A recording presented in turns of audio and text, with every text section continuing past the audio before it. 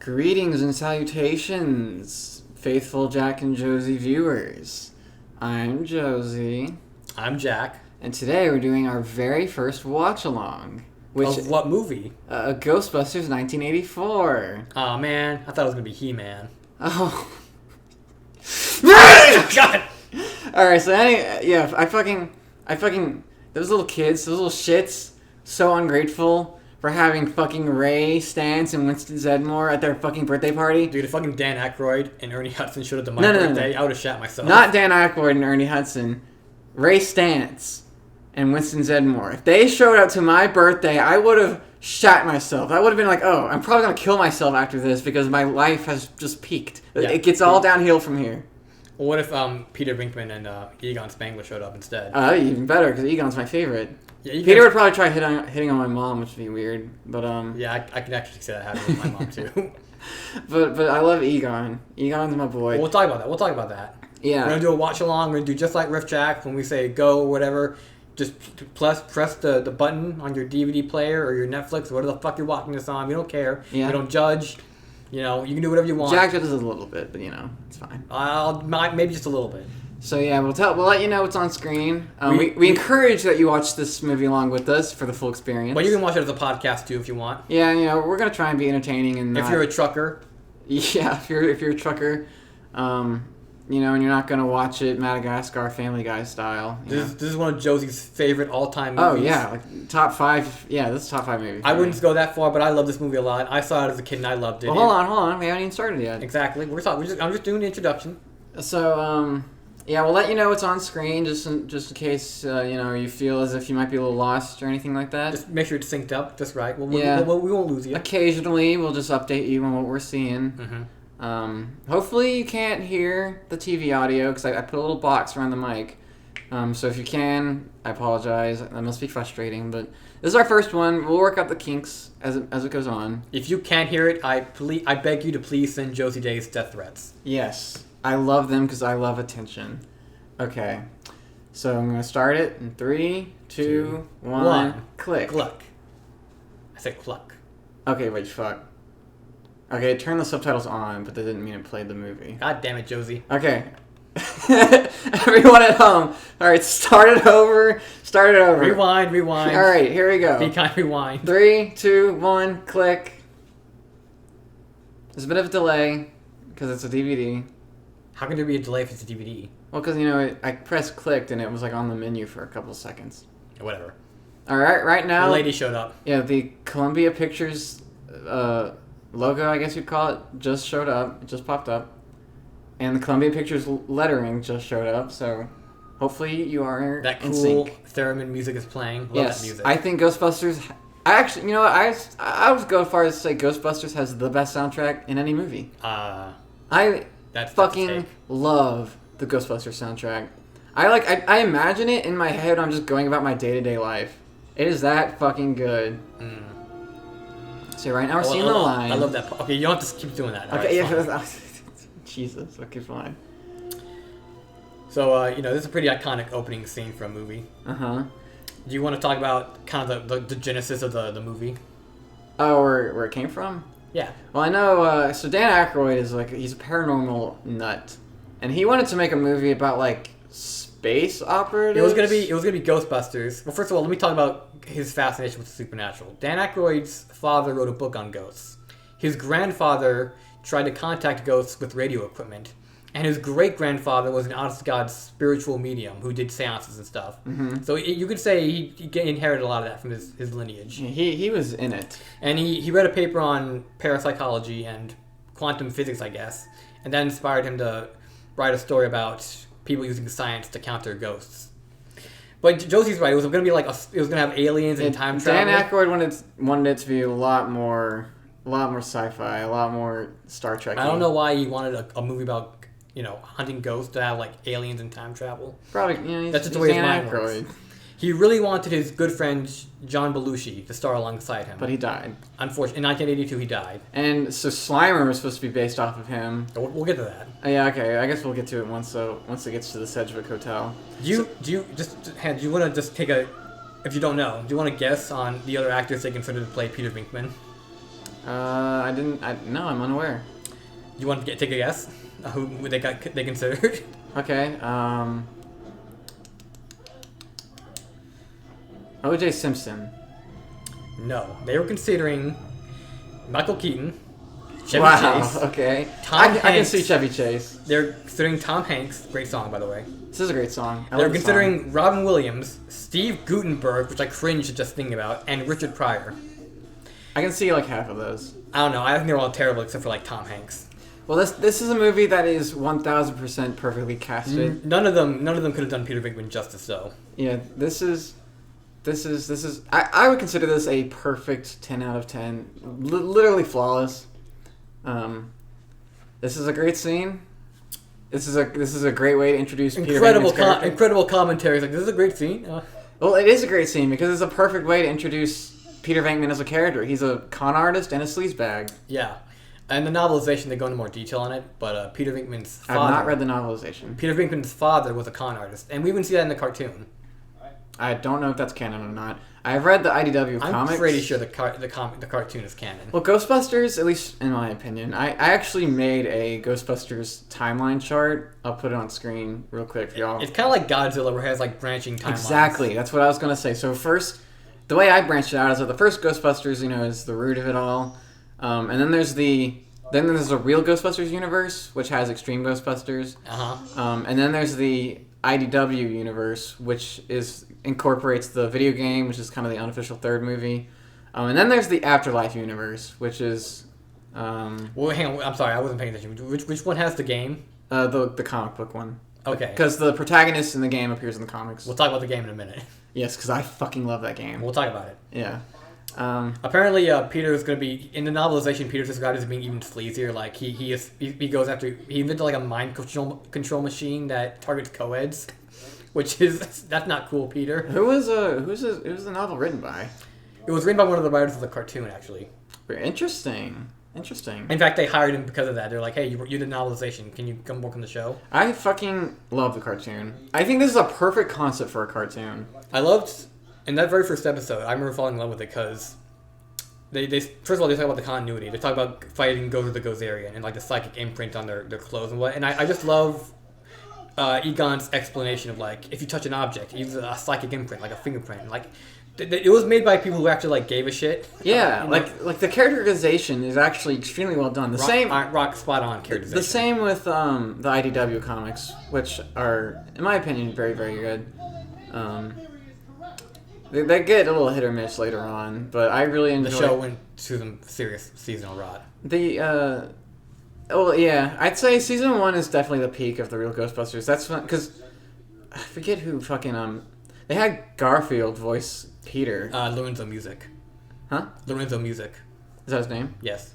And ironically, when they did a Garfield movie, they got Bill Murray to play Garfield. So but they did change Peter's voice actor. Yeah, and they made him a complete dope. And I could not fuck with it. When I was a child, all I had was season 1 on DVD, and I would just rewatch it over and over and over again. So when I finally got to watching the later seasons, it was such a whiplash for me because I was like, that does not sound like Peter at all. It's like watching a relative like dying of dementia. It's like, this isn't you. Yeah, really. Like I was under the impression that was because I thought I had the whole show. I thought that was the entire show for me when I was a kid. Mm-hmm. But no, there's more, and it just isn't. I can't watch it.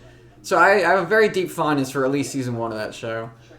So it went through some seasonal rot. The reason why is because the show was doing really, really well, and the producers wanted to maximize success by getting a company whose job it was to suggest changes to make things even better.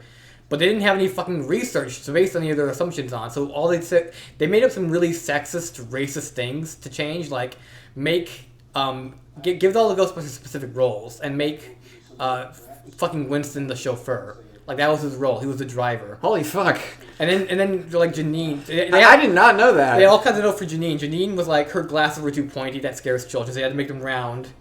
Make her more soft and motherly to the Ghostbusters. Janine, I thought was hot. Yeah. I thought she was so hot. Well, she was scary. The cartoon. Her glasses were scary to children. She's okay in real life, I guess. Not to be mean to her actress. So yeah, that's why the show went to shit. The show was actually head written by J. Michael Straczynski, who most of you might know as the guy who did One More Day. But I know him as the guy who made Babylon 5. Look, that's Egon's also my favorite. He has like the you couldn't have gotten anyone more fit than Harold Ramis. He has just a great face. A great voice too. It really is perfect. By the way, top right corner, you can see a stage light. Yeah. Right there. You see it? Yeah, I do. I see it. Yeah. I got a few more things I can point out later on. They initially conceived of they described him as having like being inspired by Wizard of Oz. Like the Tin Man was like Egon, and like I don't know who the Scarecrow would be. I guess it'd be Peter. And I guess how would the Scarecrow be Peter? I don't know. They were just inspired by that dynamic of like heart and mind. I guess they made Peter the Mouth though.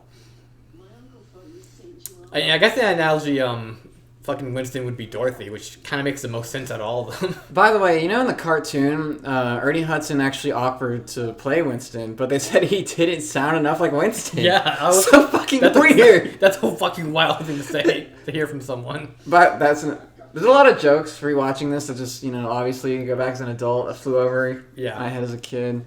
But yeah, I got one or two of those coming out. I think I'm gonna play devil's advocate for them and like say that he didn't sound cartoony enough because as a cartoon character you have to really exaggerate voice your voice. Acting and character acting are kind of different. So I think maybe that's what they meant, but that's not how it came out. It is a wild thing to hear from someone. Yeah. We'll talk more about it, but Winston always did get the shaft. By the way, we didn't mention this like I wanted to. I forgot though, but the paper flying out of the shelves was done with like a straw. Oh, I didn't know that. Like a bendy straw? I don't know the specific kind, but they were just blowing on it to make all the paper fly out. So this movie, when Dan Aykroyd came to the producers, like the director, I think, with this pitch, they were like, "Well, you can't shoot this movie. It's impossible because it has like aliens and shit." But they're like, "How about you set it in New York and we can do that?" And that's kind of how the ball got rolling. The director of this movie also did Animal House. Fuck, I keep forgetting his name. Yeah, it's hard to pronounce. His son... I'm going to look it up, because it's on the tip of my tongue. The son of this director went on to direct Thank You for Smoking, which is one of my favorite movies. I believe Harold Ramis also did some directing for the movie, too. Harold Ramis was one of the writers. They wrote this... Dan Aykroyd and Harold Ramis wrote this together in like a basement over the course of a couple weeks. According to Dan Aykroyd, Dan came up with like the scenarios and like the techno babble and the jargon, and Harold Ramis came up Ivan Reitman, that's right. Harold Ramis came up more with like the dialogue and the jokes and stuff, which makes perfect sense to me. Ivan Reitman's son, by the way, directed Afterlife and Frozen Empire. Holy shit, did he? Yes. The guy who directed Thank You for Smoking directed those hunks of shit? Well, his son, yeah. Jason Reitman. Oh my god, that's embarrassing. Yeah, I'm just going to say it. I fucking despise Afterlife and Frozen Empire. Honestly, maybe a little more than 2016. And 2016 is ass. It's really ass. But at least 2016 isn't like completely shitting all over the first two amazing movies and like trying to really manipulate your heart by having CGI ghost Harold Ramis, which genuinely, I'm a pretty hard person to offend, believe it or not. But that actually like really offended me. That like they did the fucking emotional CGI ghost, like Jesus. It's like yourself. When they got Peter Cushing to play from the dead to play Grand Moff Tarkin in Rogue One or whatever bullshit it was. Well, no, it's way different in Afterlife because like they're like really really trying to hammer home like you're supposed to cry here. This is for the man-children. That's a great effect. Yeah. This movie. It was seen as a really big gamble because most comedies didn't have special effects like this, so it was seen like a red flag. But fuck those guys. This movie, I like the effects. I think some of them are really bad in certain spots. Like I think there's a scene where the terror dog is chasing. We'll get to that. All right. If we're not watching it right now, we're not talking about it. Okay. Well, we're not watching real Ghostbusters yet. We were just talking about it. Okay. Just pace yourself. Pace myself. Yeah. Okay. Yeah. So fuck what I was gonna say. So they want to get Bill Murray because he was also in SNL with Dan Aykroyd, and he agreed to do it on the condition that they fund his solo project, Razor's Edge, and they did. And Razor's Edge didn't do very well, and that actually made Bill Murray quit acting for a little bit, for like 5 years. Where are you from? And Bill Murray, I'm sure as you all know, is notoriously hard to work with. He's a very sleepy man. I believe it was either this, actually I think it might have been Ghostbusters 2, where so many scenes they would just shoot without him because like he just wouldn't show up, and they're like, okay, we gotta figure out how to do this scene without Bill Murray, and then he would show up last minute and they'd have to redo the scene. Yeah, the classic Bill Murray shenanigans. Dan Aykroyd envisioned this movie as being kind of like a remake, like drawing on Abbott and Costello kind of slapstick kind of ghost movies. Oh, look at that, it's great. It is great. This movie... the original... They got a lot of the guys from Poltergeist to do the effects, and the original effect for the librarian was just way too scary. They had to scrap that, but they reused that effect for Fright Night, the movie. I really like the designs of the ghosts in this movie. They're very, very... unconventional for the time. Very unique. They're cartoony in a way that's like it translates very well to cartoons, but it doesn't feel like it was meant for those creepy, like, live-action cartoon images? They're kind of like that. What? Those creepy, like, AI images of, like, realistic cartoon characters. Oh, yeah. I see what you're coming from. Another thing, a lot of this movie, especially, like, this scene right here, a lot of it was improv. A lot of this movie I have a hard time believing that, actually. I don't think that's true. Maybe not this specific part right here, but I know, like, when he pulls out the crunch bar, I think it is. Yeah, I mean, there's, like, some ad-lib scenes, but I feel like that's kind of, like, an insult to the...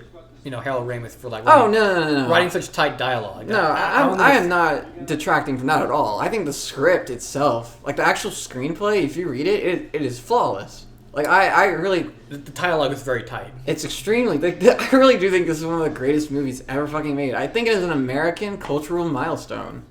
Yes, it is. And unfortunately, it became a really terrible franchise for a bunch of man children who can't let go of their toys. Quoting Red Letter Media. That's technically true. By the way, I forget. I think it might have been Red Letter Media who pointed this out. But as a kid, and he just said it, where he goes, "Hey, Dean Yeager." He says it in a weird way. Like he's supposed to say, "Hey, Dean Yeager," because that's who he's talking to. But he goes, "Hey, Dean Yeager." That is kind of weird. Or it sounds like one word. I was like, what does that mean? What is a hating? I guess he was just being really. I wonder what that picture in the background is. Oh well. That's Jesus. Poor scientist, Dr. Vinkman. I love that line. That's what I really love that about the Ghostbusters. That they're scientists, but they don't fall in that stereotypical scientist kind of except for Egon. But like you would never believe that Peter Venkman has a PhD in anything. That's something I kind of insult. I kind of don't like. I feel like they should make him a bit more sciencey.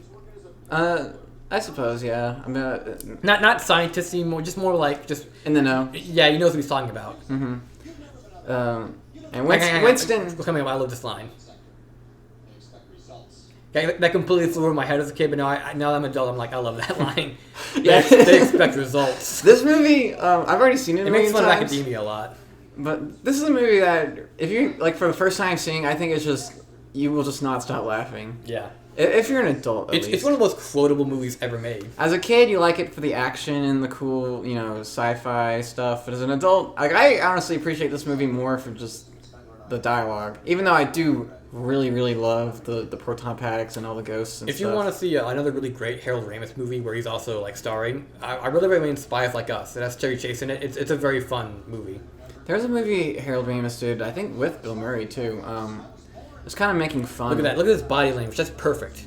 You talking about Egon? Yeah. Yeah. I really like this. Where Peter is kind of fucking over Ray with a house mortgage. Let me tell you about this. In the novelization, it's explained that his Have you read the novel? Yeah. It's explained that his father left him the home specifically because of Peter. Specifically, and I quote, he's like, with friends like that, you're going to need all help you can get, Ray. Damn, I guess I need to read the novel because that's great. I didn't know it was that good. You go into the characters' minds and stuff. Okay, shit. I need to read that then. You get the character's backstory too. That's cool. I know the comic books really add a lot of characterization to them. So I think the neighborhood is like a demilitarized zone. I think the Ghostbuster Firehouse is probably one of the greatest hero bases. Yeah, it's so much fun. Even though I do not think of the Ghostbusters as superheroes. It's toyetic. I mean, they kind of are. No. I have a very strict definition. They're more like firefighters. They're more like firefighters or like disaster relief workers. Well, the idea is that they're supposed to be like exterminators. Because that's what the ghost symbol is kind of mimicking. Yeah, I mean that's what it originated as. But like when you see like the sirens blaring and like the way the urgency and how they treat the situation, like it comes across more as like firefighters to me. Yeah. Which I think is badass because you're not just like fighting. That's great matte painting. You're not just fighting like cockroaches. You're shutting down like a supernatural disaster in the process. One thing I do really like about the concept of the Ghostbusters is they're not doing it for the reason like Spider-Man or Batman are doing it. They're doing it because they want to get paid, and they shortchange people, and I'm sorry to interrupt you, but here's our love interest for the movie Sigourney Weaver is the ever talented Sigourney Weaver. They were going to cast a few people for this role. They're going to get Denise Crosby of Star Trek to play her, which I can't imagine really, but I can't imagine anyone being Sigourney replaced. Weaver got the role when she auditioned, and she decided to bark like a dog. Yep, she got on a table and started acting like a dog. That was before like any of the. My erection would have been raging. Yeah, if I were in but that she was committed. audition room. They were like, "Well, you were in Aliens. You're kind of an action hero. I'm not sure about this." Initially, Dana was going to be a model, which is kind of like a generic, job for a female love interest to have in a movie. But they changed it to make her I think she's a cello player. I think. She does play the cello. Yeah, she's a cello player. I think that's her official job. And they gave her that job because, if she's an artist, that shows she has a sensitive side or something. Of course, we have Rick Moranis playing... Louis Tully. They're initially going to get John Candy to play him. And he was going to play it as, a Russian guy with, a bunch of German shepherds. But they decided against that because it had too many dogs in the movies, apparently. But I love John Candy, but he wouldn't have been great for this role. Have you seen Blues Brothers, by the way? I sure have. Okay. Great movie. That is a great movie. What's your favorite joke in Blues Brothers? Just a little off topic aside. My favorite joke in Blues Brothers. There's a lot of great jokes. Because I watched that movie semi-recently. I don't know if you would call it a joke, but when Carrie Fisher destroys their apartment and they emerge from the rubble, nothing happened. Yeah. That is pretty great. Or just the existence of the Illinois Nazis. Oh, I love the scene where the car is falling from the sky. It's I've always loved you. Oh, I'm sorry. Oh, we gotta talk about the commercial. We see Egon looking at the X on the ground. Yeah, it's great. Yeah. It's classic, and they recreate it very well in the game. I'm sorry. I'm sorry I keep talking with the novelization, but in the novelization, no, keep going. They even have a jingle. It's if you got ghosts and you don't want to play a host, something like that. Ghostbusters, Ghostbusters, Ghostbusters. The fucking the monkey, Ghostbusters. The ape with the NES thing. There's the Stay Puft Marshmallow Man on that marshmallow bag. Mm-hmm. One of the 3 classic world building example. Stay Puft is one of the 3 things that initiated the concept of Ghostbusters. I don't know why he thought of hunting ghosts and thought of a gigantic marshmallow man, but it weirdly works. I mean, the Michelin Man kind of looks like a ghost. Yeah, Stay Puft Man kind of looks like a Michelin Man. It kind of looks like a ghost, and marshmallows are kind of how campfire-y, so I guess you associate it with ghosts, maybe. Let me make a stretch here. I don't know. Do you know how they did this effect? No. I don't either. Great. I remember learning about it a while ago, but I've forgotten. It's a great effect. It is a great effect.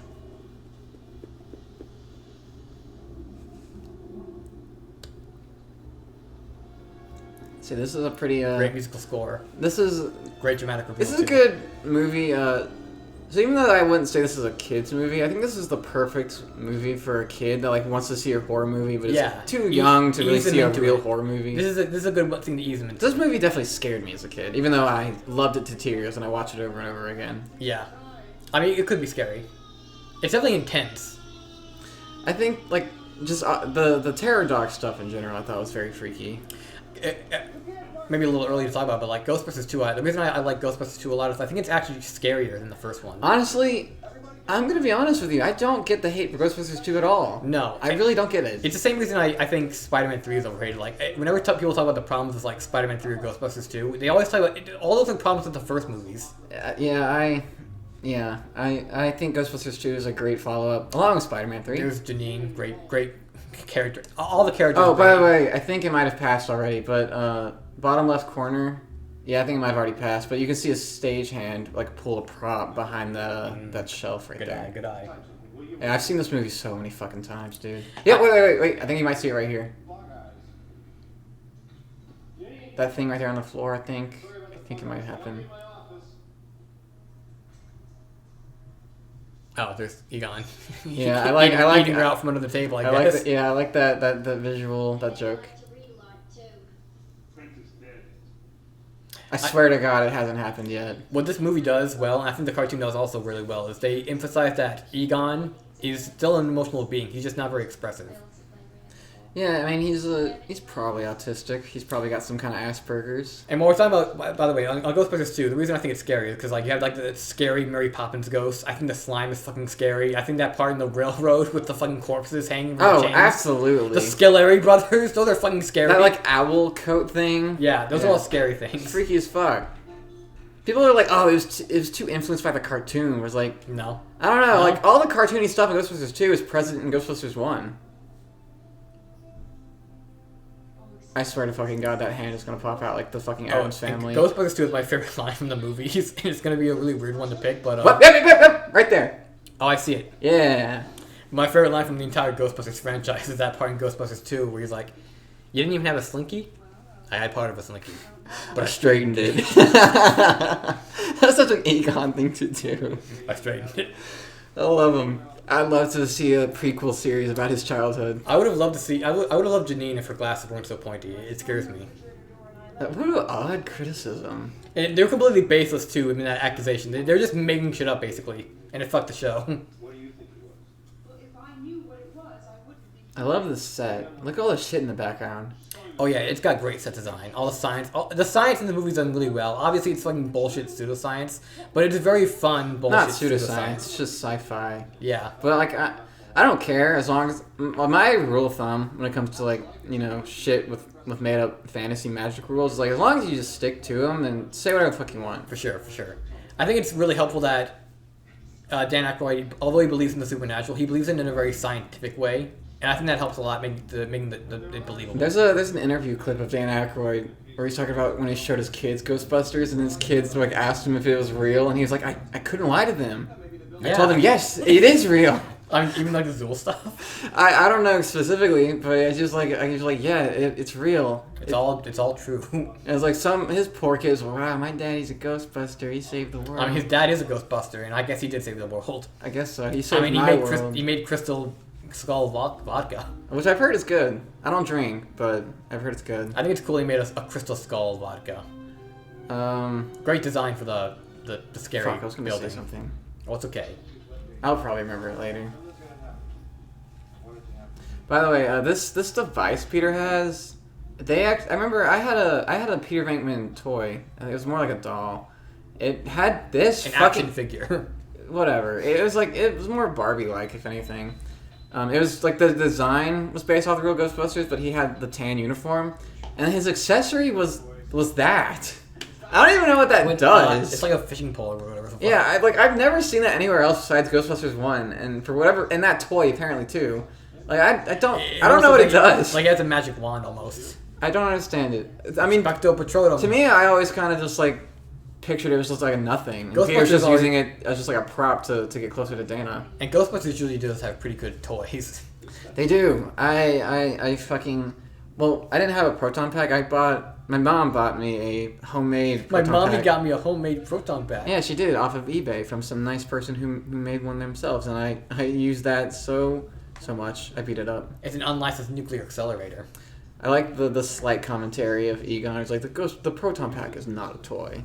It's like, are you sure? It very much is a toy. They look like Neon Genesis with like turbo, like whatever the fuck add-on they had. By the way, speaking of designs, what do you think of all the designs on the real Ghostbusters? I kind of don't like I don't like the fact they made Egon blonde, but I guess they want to have all different hair colors. I don't know. I don't like that weird cannoli shape of his hair. the third Giorno. Yeah, but whatever. I think they're all kind of okay. They all look like them. I like Egon having longer hair in the back, and I like him having a ponytail in Extreme Ghostbusters. But I think I just wasn't a fan of the blonde cannoli. I really like the way they redesigned the gear. And I don't know if you paid attention to that as a kid. I don't really care for the different colored suits too. Yeah, I don't care about that. But obviously they only did it to sell more toys. And they want to make. I guess they want to make it more distinct on camera. Yeah, and visually appealing for kids and all that. But I feel like you have to go like baby blue and shit. I do really like. They make them look like mechanics. I do like the way they redesigned the gear. Like the proton pack looks slightly different and it has 3. You know, Josie, I'm sorry to cut you off, but I'm really praising a classic Coke. You know. Oh yeah. It's just, yeah. I wonder why. All right. Can I continue now? Sure. Okay. So the real Ghostbusters they redesigned the gear, Slightly. Well, some more than others. Like the proton pack is a little different. It's obviously blue. It has the trap on the top left-hand corner for some reason, which I think is actually pretty cool. And it has like a little less detailing on just like the technology stuff on the back. The neutrino one has like a cushion for them to hold with their left hand, and like they kind of the way they turn the beam on is like they flick a light switch on top of it. And the PKE looks completely different. It's like the PKE meter. I know arms of it, like they pop out of the top. Why does she have a hand? And the trap just looks ever so slightly different. But I love it. I think it's great. I think it's cool. But I do love I think that the technology design from this movie is perfect. I think it's absolutely perfect. I love proton pack. I love PKE. We'll talk the about trap it. is amazing. We'll the talk about goggles. Let's talk about the trap when we get to the trap. Okay, like when we get to the Cedric.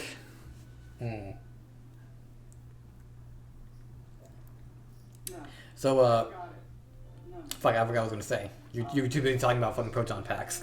Yeah, I'll solve your little problem. Okay. And then you'll say, Pete Bakeman's a guy who can get things done. Right. I wonder what makes him tick. I wonder. I wonder if you'd be interested in knowing what makes me tick. Right. I'll bet you're going to be thinking about me after I'm gone. This movie has a lot of like kind of sexual moments, but I don't think it's anything too extreme you can't show a kid. I don't think it's that explicit. To me, it seems more like Looney Tunes. I think this is more of a family movie. I don't know if I'd go that far. I think you can watch it with your family. I'd watch it with my family. I suppose. The only thing, which I guess, well, we'll save it till we get to there, and you should probably know what I'm talking about. So here, we're about to get to maybe the best part of the movie. Maybe. Probably my favorite. I like it when heroes are broke. Like Spider-Man. It depends. I guess the only kind of complaint I semi-agree with for this movie is that we honestly really don't get a whole lot of ghost-busting action. There's only 2 scenes of it. There was a deleted scene. Two parts. A scene they wrote when they didn't film. I was going to have them doing another job. It was going to be in an asylum where they were going to bust ghosts of celebrities. I don't know if they meant literal ghosts of celebrities like Elvis or like ghosts played by celebrities, but it just didn't make it in, I guess. That would have been expensive, probably. And I don't know. We get the montage, so I'm not too upset about that. No, but the montage How doesn't the have fuck are they broke? They have like arcade machines and pinball. Who cares? But it's cool. I remember walking around the firehouse on Guys, the it's a Xbox hole. game. You think it works? It's like, yes, I think it works. I think the firehouse is it's such a I fucking love it. I loved walking around it. You want to talk about the Ecto-1? Yeah, the Ecto-1 is like it's like the Batmobile. It's fucking amazing. Dan said, I'm not gonna tell him just Dan, but Dan Aykroyd said it was a hospital. Like you know him. A hospital that was an ambulance that was turned into a hearse that was turned back into an ambulance. I love the sirens on the thing to make it sound like a real emergency is happening. Yeah, they're very originally classic. It was gonna be like a black. It was gonna be painted. I love Ghostbusters. Their logo it's divine. Great. It is so simple, and it comes across exactly what they are. They exterminate ghosts. But it was kind of weird in the time. We don't really think of it nowadays, but that kind of no symbol, that cross, was not very common in America. Up until this point. The only thing I can think of it is with like the neighborhood watch sign and Bad Religion's logo. But yeah, the Ecto-1, it was gonna be black and purple, but they thought that was like that'd be hard to shoot. Fuck no. That'd be hard to shoot at night. And another thing is that it was gonna have like special powers. Like it was gonna be able to like phase through dimensions and stuff, and like go through walls. Fucking just. That is no. That's a Dan Aykroyd idea if ever I've heard one. Yeah.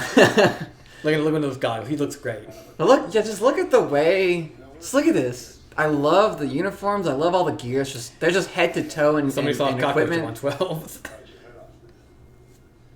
Yeah, I love how palpable the awkwardness of just like you can feel just how kind of uncomfortable the Ghostbusters are just dressing up like these kind of insane people. Yeah. This is a great part too. I want to talk about this moment in the novelization. They mentioned that if you don't have your proton pack turned on and you're next to an on proton pack, you feel side effects. Like Dan said, fucking Winston, not Winston, fucking, I think it's Ray who says like he can feel the fillings in his teeth heating up when he turns it on, which is fucking kind of scary description. That's great. Well, I had no idea the novelization was that good. But I love I love the reaction where like they turn it on, like they step away from it. Yeah, as if that's gonna change anything.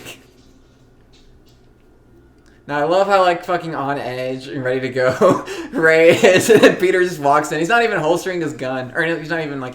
Not considered at all. It is holstered. Has the same energy as like Joey Diaz. Like he doesn't even like when he turns around. He doesn't have any sense of like. I don't know if that was an intentional characterization. That's just Bill Murray being Bill Murray. Maybe a bit of both. I think it's pretty implied in the movie, but outright stated in the cartoon that if you get hit with the proton pack, you're fucking dead. Well, duh. Yeah, it's a big laser. They kind of changed that near the end of the cartoon though. Like you just get zapped, which is lame.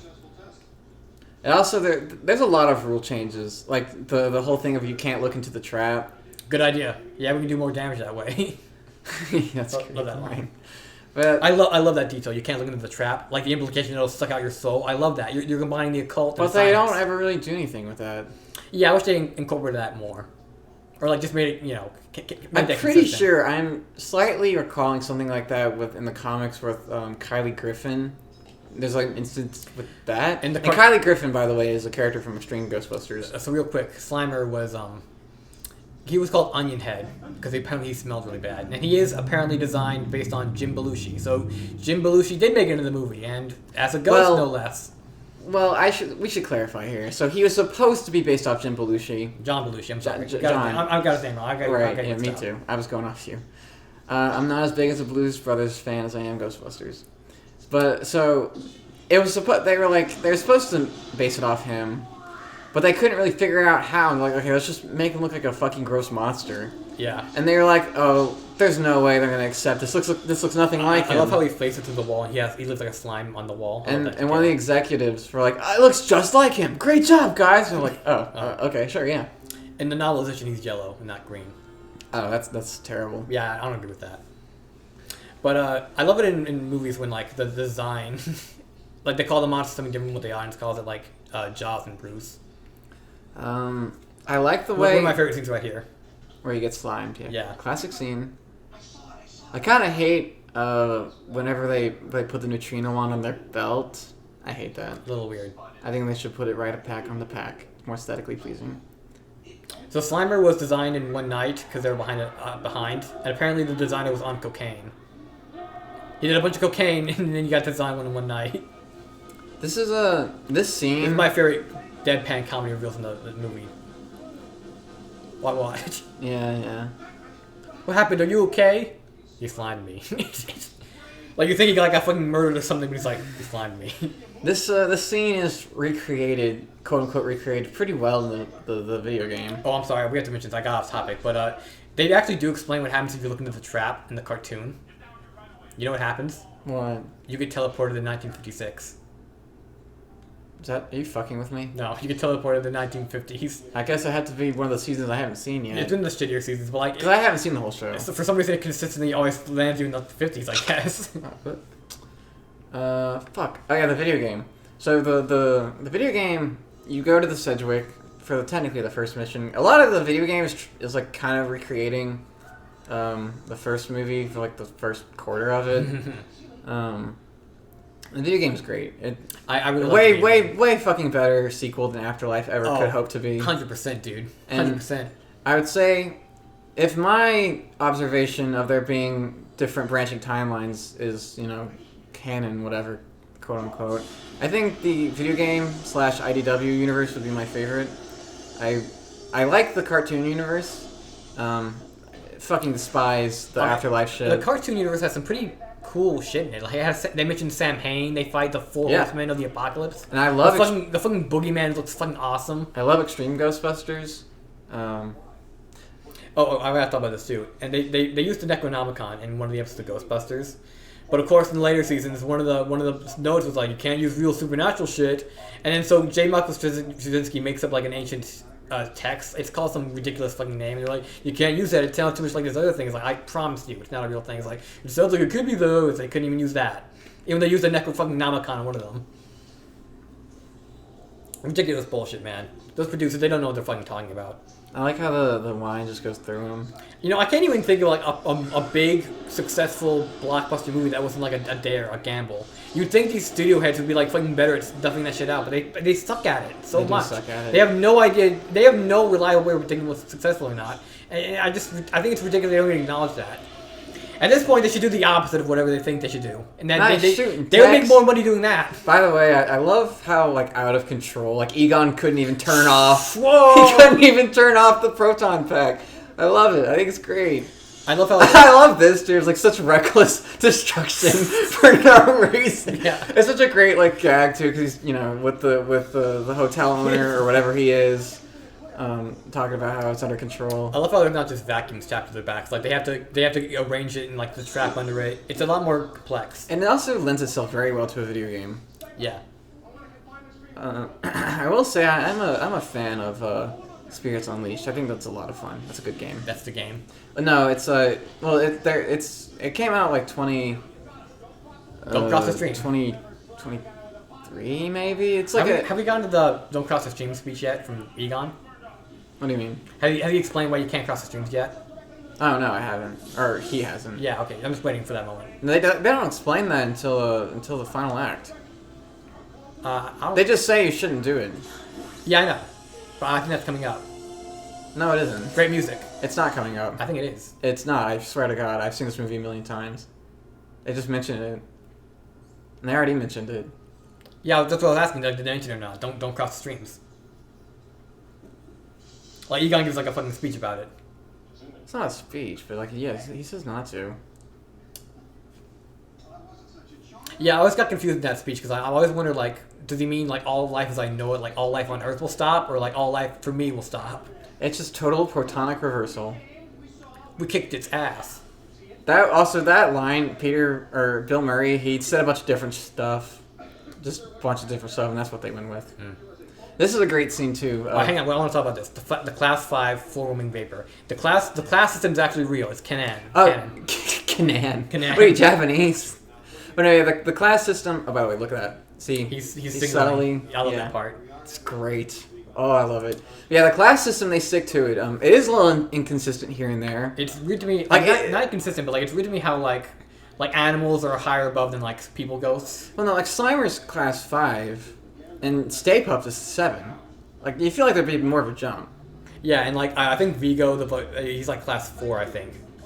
The video game, actually, all the ghosts in the game, you can actually use the database in the game. They all have a class. It's really fucking cool. I love how the trap is like, we missed it, but like the trap is steaming and he's holding it like a catfish. Yeah, I fucking love it.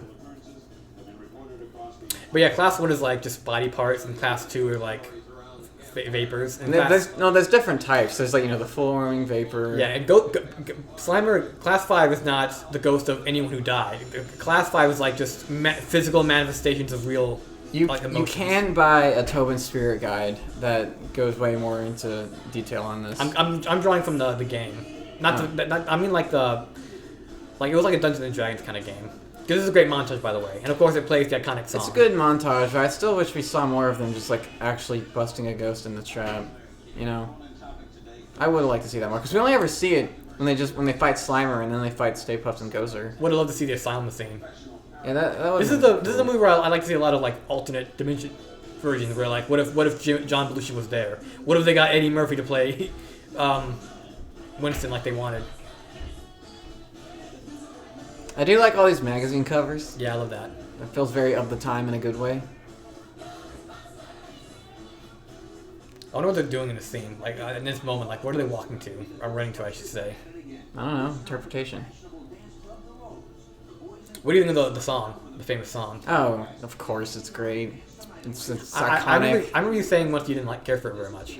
I mean, I don't care for it I don't sit down and listen to it, but I think culturally it's great. Yeah, it's like the Ninja Turtles. I think what you actually meant is like you just prefer the other. You think other parts of the soundtrack, like the theremin music, is a lot better. Oh hell yeah! Like the instrumental stuff, I fuck with that so heavy. If I could give my life a soundtrack, it would be the Ghostbusters soundtrack. Like you pull, like you open the bathroom door and you hear the dun, dun, dun. No, it'd be like dun dun dun dun dun. The piano. Mm-hmm. So here's a scene that really confused me as a kid. Obviously, is this a dream? Yes, it is a dream. He's dreaming about getting a blowjob from a ghost. Yeah, I know. I'm just like, and the novelization is like more explicit. Like I think it's Winston. By the way, the girl who played that ghost died semi recently. Winston knocks on the door and he's like, "Hey, you coming?" Acknowledgement. He knocks on the door. It's like, "Hey, you coming?" And Ray's like, "In a minute." So yeah, as a kid, I interpreted it as him getting possessed. But obviously, it's just him getting his dick sucked. I can't remember what I thought of that scene as a kid. I guess I didn't have any opinion on it. Here's fucking Winston, one of my favorite characters. This is my brother's favorite Ghostbuster, Winston. Originally, they're going to get Eddie Murphy to play him, and I'm glad they didn't go with that, because Eddie Murphy is a talented actor. He's very funny, but you needed a straight man. You needed someone who's down to earth and like no nonsense, and I think Ernie Hudson does that a lot better than Eddie Murphy could. Grifter. Yeah, he's great. And of course, he gets screwed over a lot. Like I always mentioned the cartoon. Like he always gets kind of. And the AVGN did a bunch of videos on like Ghostbusters games, but Winston is never fucking included. Yeah, even like the original poster of the movie just has Peter, Ray, and Egon. Yeah, originally he had like a lot more elaborate backstory. Like he was going to be an electrician in the Air Force, I think, but they scrapped it. And Ernie Hudson kind of justifiably got a little upset over that. Yeah, I think he's. I mean, the Ghostbusters is a team of 4. Like Fantastic Four. It's not. He's not the extra. I will say though, they kind of do underutilize him as the everyman.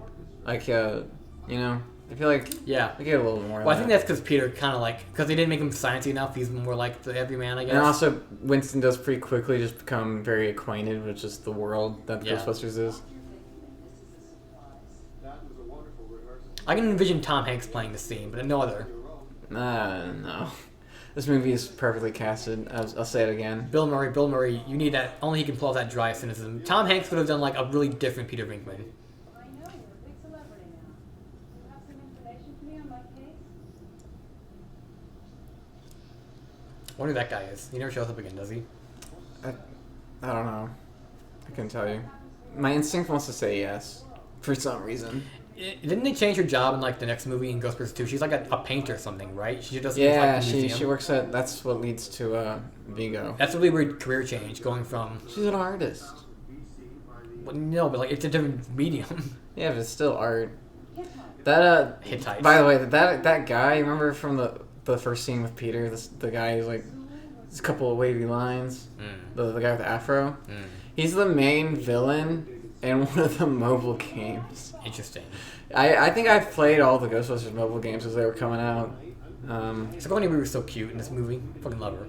Yeah, she's nice. She's pretty.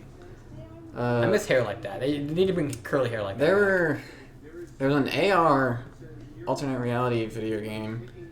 There was a weird one that was kind of based off of 2016. There's one that was like a not point and click, but it's the one I just mentioned. There's a lot of Ghostbusters mobile games, and I played them all. I've played them all. It upsets me how many people in this There's scene a are Playmobil wearing mobile red game. jackets. I'm into that shit. That guy has a nice bullet. Rockin' on, man. The friend she tells you not to worry about. Yeah.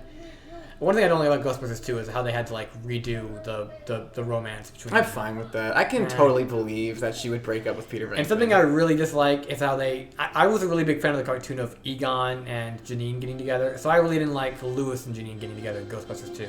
Yeah, I'll agree with that. Like, I love Lewis fine, but, in the novelization, like, I guess we don't really know what it's like in the novelization either, but we see Ernie look inside of it. Winston, I should say. And he's like, oh my god, a prison for ghosts. And it's kind of ambiguous if he meant, like, a literal prison, like there's, like, cells and stuff, or just, like, he was, like, just being, like, figuratively. Well, we do see the inside of the containment unit in the cartoon. It's kind of like a dimensional. It's like the fucking negative zone. It's like a ghost zone kind of thing. Yeah. Which I'm kind of happy about, because I don't really think it's humane what they do. It's like just a box they shove them in. yeah. They should take him to fucking limbo. Not even limbo, just like shoulder to shoulder, just cramped with ghosts. Mm-hmm. That'd be like a literal hell. There's a scene in the video game where the rookie, the player character, like shoots the containment unit and damages it, and like a fat ghost escapes. I forget his name. It's like how does this work? How's this working? Also, they keep Slimer in like a glass like fish tank. Yeah. Which is kind of strange. Well, Slimer I kind of like it too. Slimer became like their pet in the show. Well, yeah, in the show, but in the game, he's not their pet. Like he's kept in there as like a trophy. Not even really a trophy. I guess I kind of misspoke there, but like he's just like a specimen. Yeah, it's a little strange. Like, do they feed him? Some people think these movies about like Reaganomics. Like the idea is that like I mean, it is a commentary on capitalism. The idea that the government is completely fucking incompetent and you need the private sector to come save the day, and like all this regulation and bullshit is like getting in the way of that, and we just need to cut all that regulation and shit. I don't know how much stock I'd put in that and being intentional, but you can read into that, I guess. You can interpret things in multiple different I'm not ways. the biggest fan of like government overreach, so you know I'm not against that. I was gonna mention something else with the video game. Fuck. Walter Peck was also in Biodome, which is a fate worse than death. Please? Please. Hey, please. See the storage facility, Mr. Peck. Why do you want to see the storage facility? Well, because I'm sure. What do you think of? He's playing the scene like he's trying to get Finkman to show him like his dick or something, like, because I'm curious. Just let me see it. What do you think of Slimer being like a, their pet? I'm not like a huge Slimer fan or anything, but I tolerate him just fine. But in the later seasons, they made him fucking annoying when they basically tried to make it a Slimer show. I like Slimer as a mascot. I don't really like him as a character though. He should just be like the fucking. I don't like when he slimes Peter. Like in the cartoon when he like kisses him. Yeah, I don't like when he does that. It's a little cute. Leave Peter alone, man. Well, no, he likes Peter. Peter's his favorite. I love this part, the Twinkie part. And the novelization, they say they measured it in egg rolls. They measure supernatural energy in egg rolls. Oh, wow. I wonder if the 2016 movie was paying homage to that with the Chinese food. No, it was like wontons or some dumb shit. Oh, that's right. It was wontons. That fucking sucked, dude. Yeah, let's talk about the 2016 movie. I think we've delayed it quite enough. What can we say about it? It's fucking horrible. Yeah, okay. I guess everything that has been said about it has been said. It's a travesty. It was terribly written. It was too much improv. The actresses were all terrible. I will say... The story was blasé. I will say, though, at least it's not connected to the original universe. Yeah, you can just kind of put that out of your mind. Afterlife and Frozen Empire, the fact that they are... I love the scary music that plays whenever you see the building. Sorry, Yeah. I just want to say that. It's cool. But Frozen Empire and Afterlife, the fact that they're connected to this movie seems so fucking unreal. The way, I mean, you can't really recreate how it's written because apparently all the writers who were like good in the 80s like died off, and now no modern writer, none of these millennial writer bullshit fucking. Well, no, because Afterlife is written like the sappy fucking. It's written like fucking Stranger Things. It's like it's. I hate how they completely rehashed Gozer as a villain. You could have done anything, but you only redo Gozer again and ruin her. Do you remember like when we left the theater? I was like, the only thing I liked about that movie was the ghost trap in the fields thing. Yeah, the opening. That was cool. The opening was kind of cool. I like that, but literally after that, it plummets. I don't know why you had to make fucking Egon Spengler a deadbeat dad. Like, fuck you. Yeah. Also, people have mentioned this criticism at this point before. I think Red Letter Media has, but like, if the smart guy of the group is like, hey, maybe we should all go check this thing out, and you should probably listen to him. And look, I can believe Ernie not want to get involved. I can believe I keep calling him Ernie. I'm sorry. I can believe Peter wouldn't want to get involved, but Ray lives for that kind of crap. Yeah, he'd be all over that shit. Why would they not believe him? That's so stupid. He literally what happened is like Egon would be on the phone with Ray. He'd be like, "So that's why I need to come over." Ray. Like you hear knock on the door. He's like, "I'm already here." I will say Harold Ramis's death was the first time a celebrity death ever affected me. Mm-hmm. I remember, I forget how old I was quite young. How old was when he died? Let me look it up. Oh, like what year did he die specifically? I think it was 2012. Let me confirm. But yeah, I remember I was very upset about Harold Ramis, of course, also did Caddyshack, which I recommend. But I really do strongly recommend Spies. 2014. Spies Like Us. He really shined as a guy. He basically plays Egon again, but as a spy. It's really fun. I was 11 when he died. Yeah, that was a pretty tough day. I remember that. Yeah.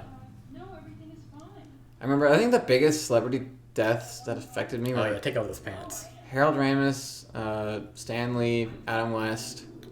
It's weird because all my heroes like Harlan Ellis and stuff, they died. Like David Bowie, they died before I even know who they were.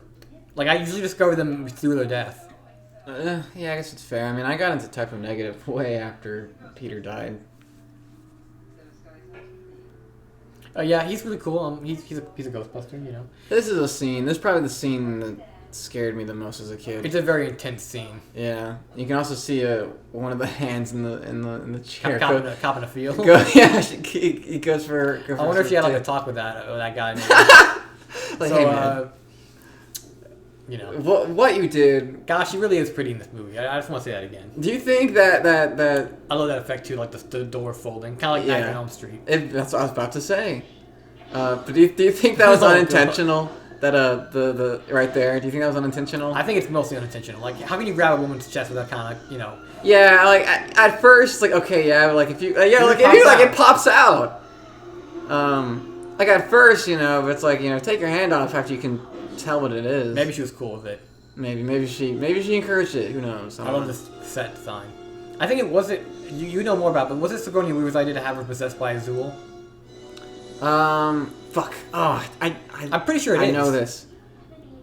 It was someone's idea and then someone was against it. I forget who was who though. I think Sigourney advocated for it. I think you're right about that. She did that whole dog barking thing. Yeah, I think you're right about that. Rick Moranis, of course, also was probably most well known for like Little Shop of Horrors and Honey, I Shrunk the Kids. Yeah, which are fine movies. I enjoyed them. I'm not a big fan of them, but you know they're good. Rick Moranis is a talented actor though. He has that. He's just kind of he's not really acting really. He's just kind of perfect as he is. Yeah, I like this extremely.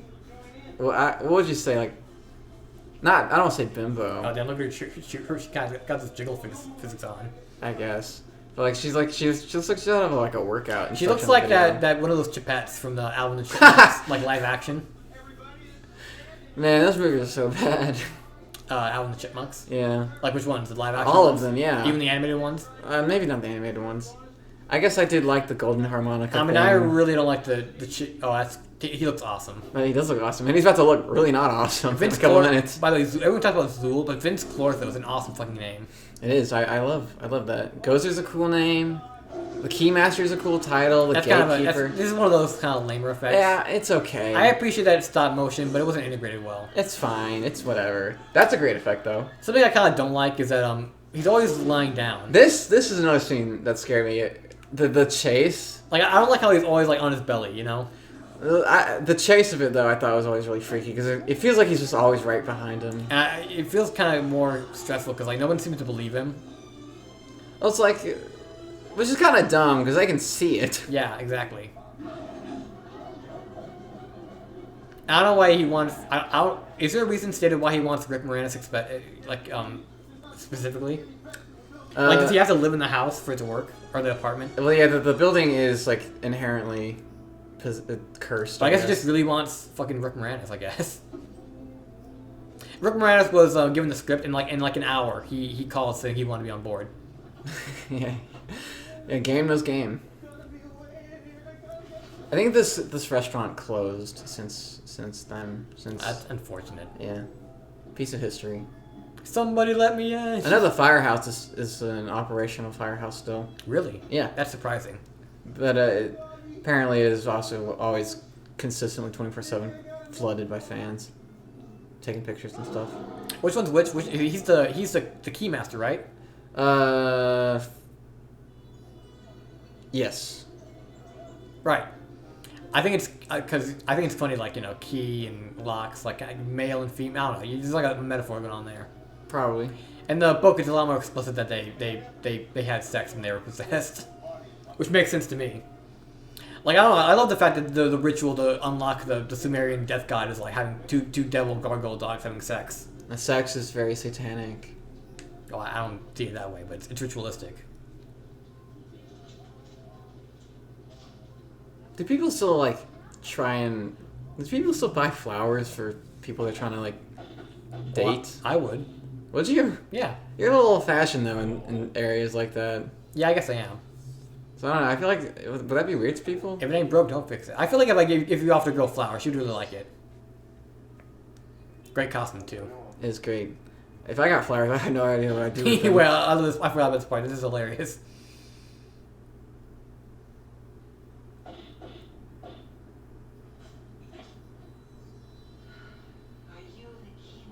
Like she's so fucking stupid. She's so fucking stupid. You just lie to her. She's not stupid. Like the Zool is stupid. Her brain is fried right now. No, like the fact that the Zool is so stupid. Like all you have to do is like just go. Like he doesn't remember. Oh yeah, they're dogs. Yeah, but I love that. I love that aspect. They're very human too in a weird way. Like she has that expression, like oh. And you know, one thing I will say about Peter Venkman, even though he's a sleazebag, he doesn't take advantage of the fact. Like he's like, oh, something fucky's going on here. I'm not gonna get with her. So he's not irredeemable like that. The director of the movie has 2 roles. You want to guess what they are? What? He voiced Slimer, and he Ivan voiced Slimer. Yeah, or at least he made the noises, I guess, and he does the voice of Zool, or Possessed Dana, if you want to be specific. Oh, that makes her less hot. It's coming out of that guy's mouth. What do you mean it makes her less hot? And that voice coming out of that guy's mouth, man. I thought that was like an effect. I mean, I guess it is still an effect, but You thought it was like a completely artificial voice. no. That was like what I do in my music. More of a guideline than a rule, he says. In the novelization, they're gonna have like this running subplot with like hobos who look just like or maybe it was in the original script. It was like hobos that were played by Bill Murray and Ray and Dan Aykroyd, but they cut that, and I'm kind of glad they did because it didn't make any sense. I have no idea what you're talking about. Yeah. Yeah. Dana. Is Dana in the fucking cartoon? I don't think she is. That's so weird. She's also not in the game. They gave Peter a different love interest. I guess they want to make Peter like kind of like a Johnny Bravo character, where like he's always trying to get with chicks. Oh my. Yeah, in the game he gets with someone who was kind of connected to Gozer. There he is. There's the. Oh, dude, do you want to talk about that moment in Extreme Ghostbusters where one of them was trying to get with the ghost and they're like, stop! And he's like, what?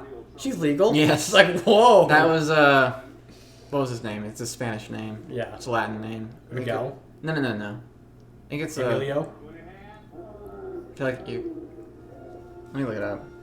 I haven't seen Extreme in a while. It reminds me of this part in Supernatural, like the earlier seasons, where he's investigating a high school and Dean's come like he's like, 3 of the cheerleaders are legal. Sam is like, whoa. Extreme Ghostbusters, even though I do really like it, kind of feels like the Burger King's Kids Club in a way, with like how kind of diverse they are, aggressively diverse it is. Yeah, which is not a bad thing. But it didn't feel like it's like just it feels kind of like they thought about it, and you really don't want to do that. Like it should just feel natural. When I was a kid, it felt natural. It didn't stick out to me. I get it. But maybe it's just culture war shit just rotting my brain that's making me point it out. Mm-hmm. Fuck, what? Yes, Eduardo. Keep forgetting Eduardo that. Salamanca. Oh. By the way, I was gonna mention this earlier. Jack is very proud of his outfit today. Oh yeah, I guess I am. It's Ghostbusters theme. He's wearing. It's not really Ghostbusters. I just want to have everything I was wearing like really related to Ghost. I'm wearing my Mystery Machine socks. Mm-hmm. I'm wearing my Ghost band T-shirt, which he got at the concert we went to pretty recently. I am Vince. I always wonder how. I always thought it was like one word, but like apparently it's 2. I guess he gets a last name. Hey, he pulls the wagon. I make the deals. You want to ride? I like that. It's kind of a weird, kind of a nitpick I have with the movie that I kind of softened on is like, you feel like the antagonist of the movie should be a ghost, not like an alien god thing. But you know, it works. It works. Now that I think about it. Obviously, it's very heavily inspired by Lovecraft, just hit-ups. I mean, it's the paranormal side versus, the regular side. Having the Ghostbusters face off against an actual god is like, you know what, I shouldn't be complaining, that's cool. It is cool, because it's like, I really like stories where just the escalation is just bonkers. Like, it's like these scientists making this kind of extermination company, and it leads to them fighting a god to save the world. Yeah, it's like kind of like... That's a great concept, kind of goes back to like what I was saying, like Reaganomics and like the private sector. Egon just has it on hand, apparently. Oh, yeah. Of course he does. You better bring him inside. PKE meter's so fucking cool. God, I want to see him fuck that bitch, dude. You want to sit in the chair? Yeah, sure. The cuck chair. I like that effect. Yeah, like where you can see like his true form, kind of. And the head's moving with him. There's like some, even though they're gods, it kind of makes them seem like aliens. The way it just kind of like speech kind of. The Terror Dogs? I see them more as minions. No, but the way you describe is like Gozer and stuff. Like you feel like he's like Galactus or something, like going to different planets and stuff. They're like the Silver Surfer. Yeah, to Gozer's Galactus. Yeah, kind of. But like, I mean, Gozer's been to other places besides Earth, so aliens are definitely real in this universe anyway. Oh yeah, for sure. I mean, there are things like that. Like this. Like it sounds like very alien. Remember the Boogeyman? Yeah, the Boogeyman was like kind of my favorite character from the like a villain. I mean, from the cartoon. That was dope. You had a cool, What a cool concept.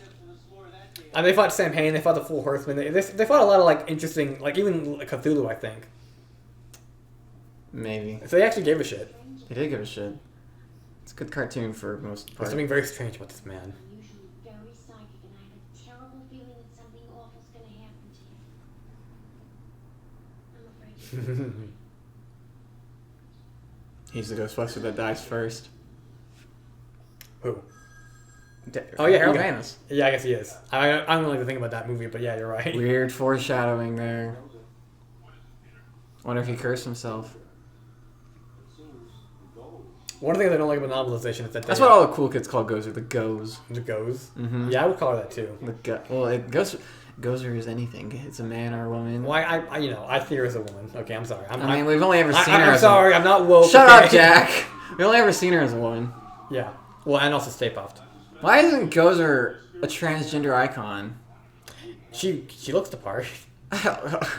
We'll get to that. We'll get to that when we get to that. So I just want to talk about this. In the novelization, I think it's dumber because you're like they actually say like, "Hey, let's get them together." Like, no, let's not get them together. That's a bad idea. He is like very dog-like, you know. Yeah, he does a great job. Mm-hmm. Sigourney Weaver's really selling it. Yeah, the way she's like a. Well, that's not hyperventilating. What'd you call that? She's panting like a dog. Yeah. Who's that? It makes her is seem that very- her in that picture? I can't tell. Huh. I really love this scene that's coming up here with Ray and when it sounds like this where I'm really tempted to just stop talking and just watch the movie, but we can't really do that. Mm-hmm. Yeah, I mean, audience member, you should kind of go into this knowing this is not something you should watch for your first time watching Ghostbusters. Well, of course not. You should have seen it at least that once. Ghostbusters movie looks really interesting, but I didn't know there was two. And Jackass. Unfortunately, I have no friends. Who can I watch this with? Oh, Jack and Jozie, they've always been here for me. But yeah, I love it when they take this is what I'm talking about. I love when comedies take the subject matter seriously, because if they're taking it seriously, that makes the stakes higher, and that makes it funnier, okay? People think screwball comedy, they think, it should all just be a farce. No, I think it's more funny if you take it seriously. Take notes, 2016 Yeah. Ghostbusters. These characters That don't movie give is so a shit. fucking shit. It really is so bad. Actually, when that movie was first coming out, I actually was a defender of that movie. Wow, on what basis? I'm like, I was like, yeah, the people who don't like this movie are just sexist. Why would you think that? Because I bought into that. I bought into oh yeah, the people who don't like this movie are sexist. And I watched the movie and I came out of it like, yeah, I enjoyed that. The people who supposed to hate this, yeah, I did.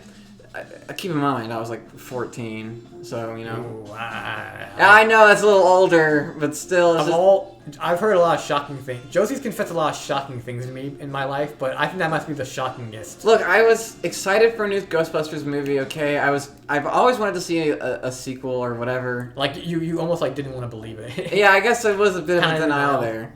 But I was just yeah, the people who just didn't like that movie, they were feel sexist. It was a good movie. I liked it a lot. I kind of feel that way about Endgame. I feel like I like Endgame a lot more than I did because I just want to be it landed perfectly. It was a perfect landing. I've actually been meaning to rewatch Endgame, because I rewatched Infinity War the other day. Infinity War is a great movie. I stand by that. I like it, but it doesn't feel like it really goes anywhere. It's so negative.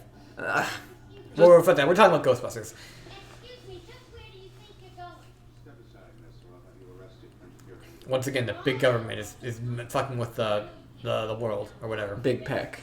Man, if only her glasses weren't so sharp, Premises and chattels, ban on the use of public utilities for non-licensed waste handlers, and a federal entity inspection order. Yeah, it's kind of a fucking miracle, just going back to the game, that game even exists. Yeah, it is. Considering how fucking hard it was to get Bill Murray to record any of his lines. Ghostbusters 3 was a real in development hell for a long bit. One of the things I heard was that they're gonna make a sequel where they go to hell, like Ghostbusters Go to Hell. I really want to see that, but just didn't work out that way. I think the game is perfectly. Do you know anything great. about why Ghostbusters 3 never got made? Actually, I do believe the biggest thing was Bill Murray and Harold Ramis' beef. I think that might have been the biggest. Do we know biggest issue. what were they beefing over? Do you know? I think it might have been just Bill Murray being Bill Murray. Because there's actually... Because Harold Ramis is the kind of guy who gives a fuck about what he's making, and Bill Murray kind of isn't. Yeah, it's not Ghostbusters. It's a different movie they both worked on. It might have been, fuck, what was the other movie that they were in together after Ghostbusters? Do you remember? No, I can't remember. Look it up while I'm just talking. Movies with Bill Murray and Harold Ramis? Yeah. But there's, like, behind the scenes, there's an instance where, like, Bill Murray is just, being Bill Murray, he's fucking around, not really taking it seriously, and Harold Ramis, like, pins him to a wall and starts yelling at him, and, like, telling him to take this shit seriously. And that's obviously not, like, the crux of their beef. Meatballs? Huh? Meatballs? Let me see. No, Meatballs I think it was before. Stripes. No, Stripes came before. I don't remember. Okay, so, It was some movie. An anecdote I hear about Bill Murray is his bullshit is when they were filming Groundhog Day. If you've seen Groundhog Day, Bill Murray becomes a nicer person throughout the movie. Good movie. They filmed the movie basically backwards, so that way Bill Murray was at his happiest at the beginning of the shoot. That's funny. But yeah, this is a great scene right here. It's a great scene. Fortunately, though, Bill Murray and Harold Ramis, they buried the hatchet right before Harold Ramis died. Yeah. I think it was Ramis's family was really insisting on Bill Murray, setting this shit aside and saying goodbye while they could. Yeah, for sure. And that's a nice little ending to that. What did Harold Ramis die of? Do you know? Oh, I know he was like really obese towards the end of his life. I don't remember exactly what it was of, but Just old age.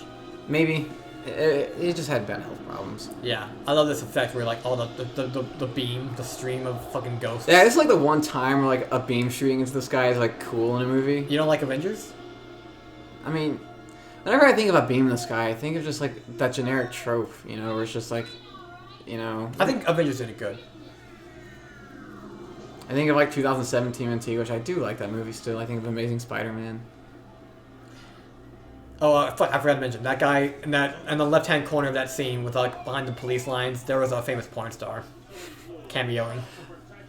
They're everywhere. Shit!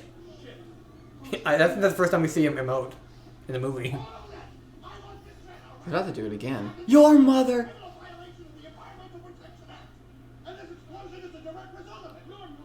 I guess he just loses his shit. Yeah. I fucking love you guys. They're actually even funnier when like he loses his shit. Yeah, because he doesn't. He just doesn't do that. Of course, this is a great montage. But this is a movie. I think the licensed music actually really elevates it. Like this? Yeah.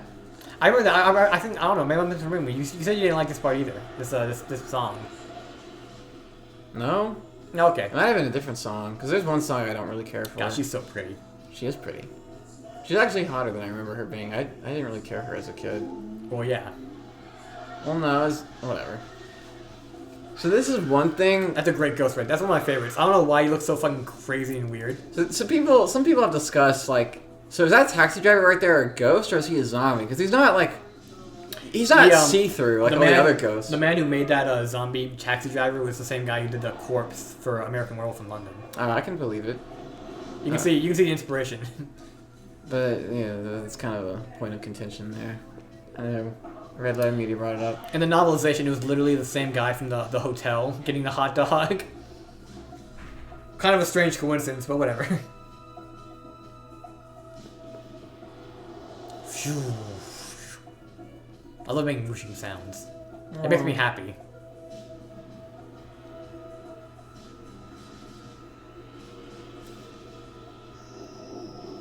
Oh, that's really crazy there.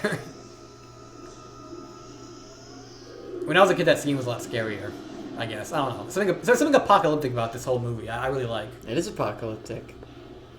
What I mean, it's kind of dumb to even talk about, but my idea for like a Ghostbusters like sequel, because like. I think you told me about this. Like one of my ideas was like them fighting like the Book of Revelations in the Bible. Like they're gonna be, I thought you were gonna talk about the other thing you. Jack came up with a really cool concept for a Ghostbusters 3 that took place like years and years after the second one. Yeah, it's like Bill Murray franchises it. Yeah, my idea is like, in this universe you have the Army Corps, you have the Navy Corps, you have the Ghost Corps, where you can sign up like right out of high school, join. It's like boot camp and stuff, and they're fighting like the Book of Revelations. Well, I thought the plot was like it was Bill Murray being a greedy asshole, and he's like, well, he'd be that too. He's like ruining the corporation of Ghostbusters. I didn't think anything about that, but Okay, maybe I'm misremembering. that could work though. I just think Karaka, or whatever the fuck his name was, in that dog shit Frozen Empire movie was like the shittiest fucking Ghostbusters villain ever. That entire movie's No plot wonder just felt like a random episode from the cartoon. No wonder you reused Gozer for the first one. You guys clearly have no fucking imagination. Some people praise Frozen Empire. It's like, oh, it feels like the cartoon. It's like, no, this is supposed to be a big movie. I'm sorry, I'm just thinking about this, but like, why are they giving did they give them the blueprints in their jail cell? Are they making a sequel to Frozen Empire? I fucking hope not. Yeah, me neither. So bad. I can't believe I fucking wasted my time in the theater. I feel bad that we supported it. Yeah, me too, actually. I can't believe Paul Rudd is a terrible fucking choice. I hate the fucking. Why did it have to be kids? There's no need to have a kid in Ghostbusters. The proton pack is not a toy, as she fires it out of the seat of out of the gunner seat of the Ecto-1. I don't understand this fucking. It's this weird fucking idea producers have where they're like, oh, there's a kid in the movie, the kids will like it. It's like, no, they won't like it. Kids want to see Batman. They want to see fucking Robin. They want to see a grown-up man and pretend to be them. They don't want to have like a lame, snot-nosed brat sidekick falling around and want to identify with that loser. They want to pretend to be fucking Godzilla, not Godzilla Jr. And I think the biggest failing... By the way, I'm sorry, but I love how the criminals are all looking over the like... This is like the 6th time Jack has interrupted me. You've interrupted me like 15 bajillion times, whatever. Okay, I guess so. We're both very excited about this movie. There's a lot to say. But I think the biggest failing with Afterlife and Frozen Empire is not the sappy nostalgia heartstring bait, but like it's just the humor. It's not there. Yeah, I mean you can't write movie in the 80s. They wrote movies different than they write now, and now it's all just shitty millennial writing. Yeah, more or less.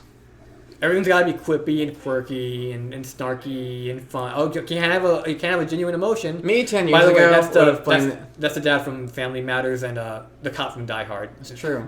He's always playing a cop, I guess. Me 10 years ago would have blamed the MCU for all that stuff, but MCU is kind of a symptom.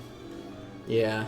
It's also like a general cultural trend towards. I've honestly really softened up on the MCU. You see, you interrupt me again. Oh, okay, I'm sorry. But a general, that's really sexual looking. By that her position right there. But it's a general trend in our society that's leaning towards like cynicism and refusing to be like sincere out of fear of being called cringe. I think that's more of a Gen Z thing, not millennial thing. For sure. But everything's gotta be layered with like 3 different layers of like irony. Yeah. Ridiculous. I think I really fucking hope that. Yeah, I hate. And I'm sure a lot of stuff in the future is gonna be written like that when Gen Z gets to the writer's room. So right now everything's written as like hashtag relatable millennial shit. Man, Rick Moranis was a lucky man.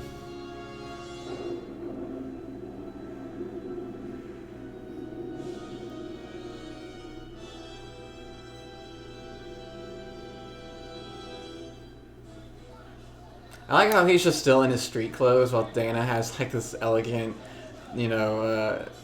outfit on. Well, I think it's funny that she's like a very beautiful woman. He's just kind of like he's kind of a nerdy kind of guy. There's another great. I love the mayor in this movie. I guess one thing that's kind of stupid about Ghostbusters 2 is that after all this, they still don't believe in the supernatural. Yeah. Well, I think there's 2 things to consider. 1, after Gozer left, there was no ghost activity at all. 2, there's people who deny the moon landing. There's people who deny 9/11. Come on. I suppose. Holocaust deniers, flat earthers. I guess you're right. There's another great scene. But it was the Holocaust is not nearly as recent as the Stay Puft Marshmallow Man in this universe. Yes, it's true. This man has no dick. I've heard people say that there's about to be an ADR line. If you ask me, wait. Yeah, he just said it. So Peter went. At least that's what I heard. And people have speculated that that's Bill Murray trying not to make Peter sound like he was gay and that he knows Peck is dickless. Yeah. I think Red Letter Media brought that up. Bringing up a lot of points for Red Letter Media because they did a pretty good breakdown of this movie. They're really great. They're better than us. Well, I wouldn't say that. I would. I love Red Letter Media. Jack does not like Red Letter Media for some reason. I don't hate them. I just don't care for them very much. They had a really dog shit opinion on Terminator 2 that I couldn't stand. Yeah, Terminator 2 is a perfect blockbuster. But some fuckface in that fucking review show was like, it ruins the character of the Terminator because they made him a good guy. Which to me, that'd be like saying they ruined the character of Kratos by giving him a fucking son. Like, you're showing a different angle of the fucking. First of all, they're not even the same entities, first of all, but also, like, come on. You're basically saying you don't want depth. And Terminator 2 is like an 11 out of 10 movie. And I saw somebody that didn't even really care for the first Terminator that much. Can I just say also, I love the last name in these movies. Spangler, Zedman, whatever he fucking said. Zedman? Whatever Winston's last name is. Zedmore. Zedmore, whatever. I'm sorry. Venkman. I love the last names. Yeah. Egon Spangler, that's a scientist name. That's cool. Who the hell else is named Egon? I'm sure someone. I think it's like a Russian name. I think I remember that. I think they named him after a Russian immigrant that I think Hellgrimus knew. Mm. Dogs and cats living together. Mass hysteria. It's like I said, it's quotable. This is a quotable movie, man. Extremely quotable. I know. It's like SpongeBob, where just every line sticks with you. Mm-hmm. We'll enjoy it. We can stop this thing. Lenny! Save the lives. It's one scumbag to another. I really like that. Yeah. The other, even the bishop's like nodding along. But yeah, he's a con artist too, Jack. One of the quotes I love from Ghostbusters 2 is like, "Hey, I'm a voter. Aren't you supposed to lie to me and kiss my butt?" Peter said that. Yeah. Yeah. I'll fix you, my friend. I'll fix you. I'm gonna give you a nice That's one thing I really love about Ghostbusters 2 is when we see them post Ghostbusters, They all seem pretty happy, you know. except for Dan and Ray and Winston. Well, even then they had to be doing pretty well. Like, they didn't seem like dependent on the Ghostbusters shit. Yeah, they were. They were like going to birthday parties and stuff. Well, I know they're willing to quit, and I imagine that couldn't be that bad. And then he had the fucking bookstore, didn't he? That's true. Ray did have the bookstore. Something about this scene is that in order to shoot this, they had to shut down a lot of the cities in New York, You cannot do that today. and that drew the ire of a particular someone. Who? Isaac Asimov, of all people, one of the greatest science fiction writers ever. Who, Why? Apparently, he just didn't like that the traffic was blocking it off. It's Well, weird. suck it up. Best movie ever made. But that's a weird thing. Like it's like it's a weird thing to get chewed out over Isaac Asimov. Fuck, Isaac Asimov. You got it, baby. Isaac Asimov over because it'd be like if fucking Mr. T chewed you out for like a parking violation. Like it's a weird thing to it's like not really in his wheelhouse. Mr. T. Here's another thing I didn't even notice again, like all the religious people. Nah, I can't believe the movie's almost over. Yeah, we actually. I thought we'd have a lot of dead air, but no, No, I knew it was gonna be fucking jam packed with how much shit the Ghostbusters have. There's a lot of talk about it. It's a big franchise. You want to talk about how like the shitty fan base is? Yeah. Sorry, Ghostbusters fans, but I hate basically all of you. I think you're a bunch of man-children who can't let go of your toys, and you actively ruin the franchise by sucking off nostalgia bait. Afterlife and Frozen Empire are shit, terrible movies, and you're making the franchise worse by praising them. But like they're so starved for content because it's such a dormant franchise. They'll take anything. Well, yeah, but like, I've even seen people like trying to defend the 2016 movie. It's like, guys, come No. on now. No. Ghostbusters is a great thing, and this is Happened another twice. thing. Even though I like Extreme Ghostbusters a lot, Ghostbusters is these four guys. You can't do it with anyone else. I don't know. It hasn't been done. It hasn't been recreated at all. But I wouldn't say that. I think it's possible to keep this franchise going without these particular characters. I disagree. Ghostbusters is a the good- heart and soul is these guys. Yes, this movie is, but the concept of people fighting ghosts like firemen, that's not something that, need to be dependent on these No, characters. but then at that point it You could shouldn't be do- Ghostbusters. It Nope. should be a different thing. You could do more with this concept than just. But it shouldn't be These Ghostbusters characters. then. It should be something else. It should be separated. I disagree. No, Ghostbusters is. I think it could be Look how done. Winston's in the fucking back. That sucks, man. Yeah, Winston always gets screwed over. I think it could be done. I think you could have made a Ghostbusters Afterlife that was good. I mean, that's why I think the only good content outside of the movies is the game and the comic books, because aside from Extreme Ghostbusters, because they do focus on the four guys. Like, I don't care at all for any of the. I don't care for 2016. I don't care. And something that Afterlife and Frozen Empire do that I fucking can't stand in modern culture is that the trope of like the hero we once loved is now a disheveled old man like Indiana Jones. Like, Why would Egon be that of all people too? Like, he's like the. I mean, they're all sad in that movie. Like Bill Murray was sad. He was I don't want to see my heroes like as washed up old men. Now you get to lay down. Yeah. Yeah, those are terrible. I get Ghostbusters fans. I mean, I'm not talking to every Ghostbusters fans. I'm talking to a specific kind, which seems to me most of them, unfortunately. Where you guys just like, So desperate. guys, your childhood was not that good. Let go. Yeah, I'm not a big fan of those people who's like, it ruined my childhood. It's like, your child's already... Fuck off, your man. child's already You're an ruined. adult. And like, I hate being that guy, but I'm gonna be that guy for a minute. Because, like, I love Ghostbusters. Ghostbusters is a huge part of my childhood, too, but, like, it's gone. It came and went. Ghostbusters. It came and went. You cannot get it back. Like, I think the only good thing to come out of Ghostbusters ever since the video game and the comic books, too, like, you know, from past the 2010s onwards to the 2020s, the only good thing that came out of it was Spirits Unleashed, the video game. I still think that you can make... this is another great joke. Yeah, they just went from that riling crowd to this. It's been mentioned by other people, but the climax of this movie goes from like day to night to day again, and, like really fast. That's really a minor quibble, but like I just want to point it out. Yeah, the fan base is, unfortunately, it is an example of man children. Oh shoot! I didn't even talk about this. I had to talk about this before we get to the climax. But you know who else they wanted to play Egon? Who? They wanted to get Christopher Walken. Oh, weird. John Lithgow, Christopher Lloyd, who I can kind of see, Jeff Goldblum, and Michael Keaton again. I could not imagine Jeff Goldblum. He'd be way more suited for Peter. Yeah, honestly. But yeah, I think those are all kind of pretty bad, except Christopher Walken. But even then, Christopher Walken would be more suited for playing Ray. Maybe.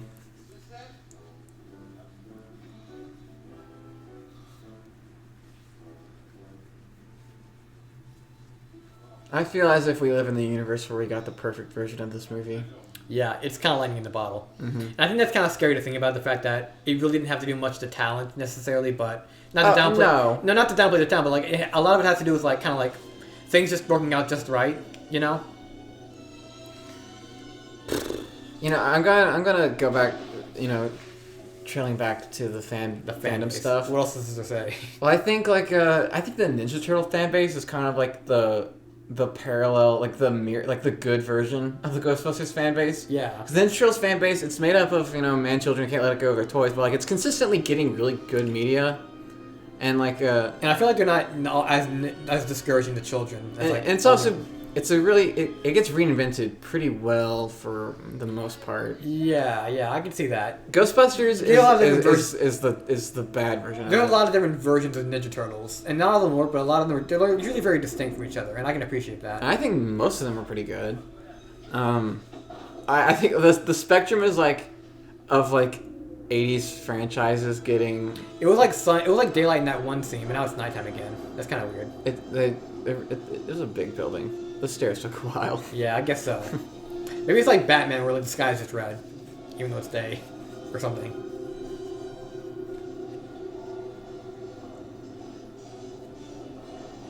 Now it kind of looks like day again. Whatever.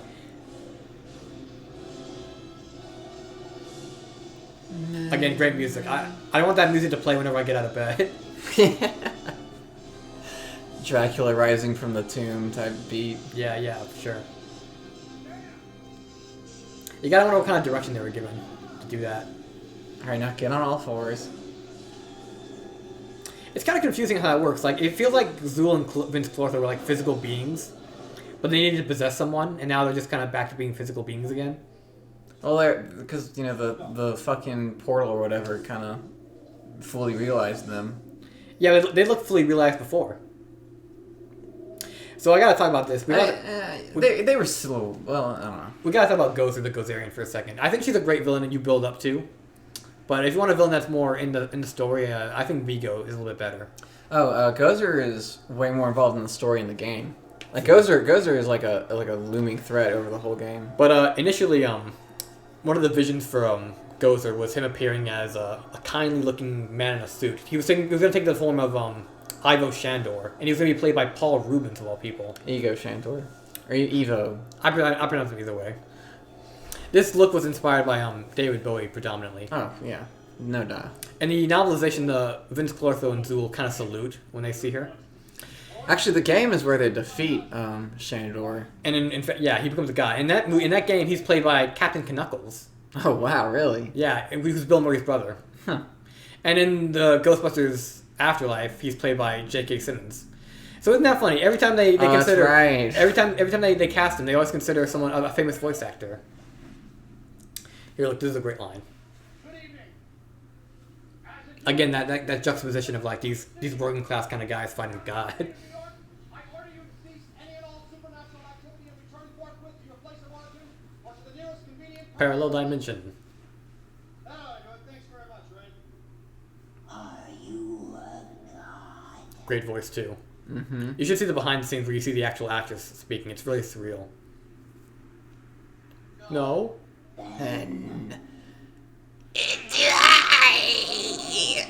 I want to talk about the novelization real quick. Just one more. Look, it's a part where Bill Murray can lay down for a bit. Yeah. Which happens in basically every Ghostbusters movie, now that I think about it. And the novelization, Gozer is described as being a little girl, wearing nothing but clinging mist.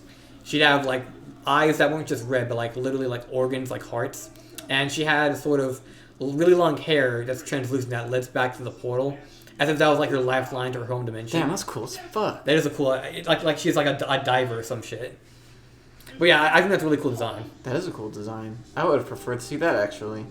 Yeah, I think she has this kind of, like, naked kind of thing going on. She looks cool here, but that sounds dope. I like how she's kind of naked looking.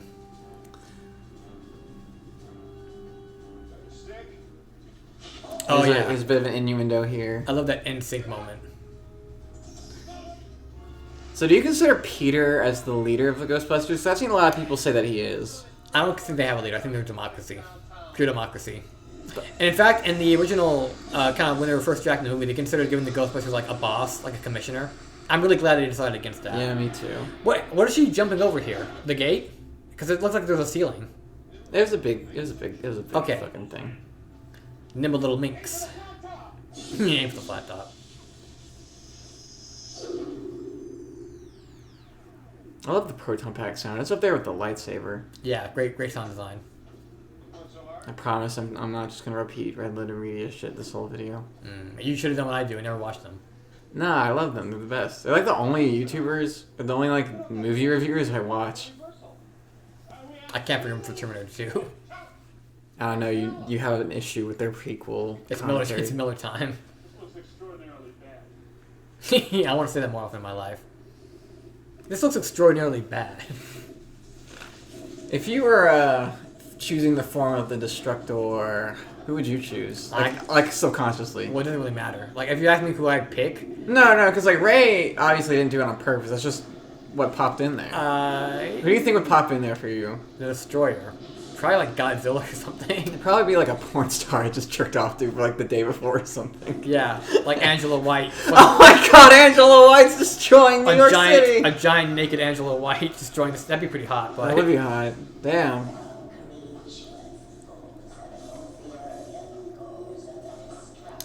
I've never heard that term before, sub-creatures. There's the IDW comics, by the way, they open in a really cool way where Ray is like having a nightmare about this scene.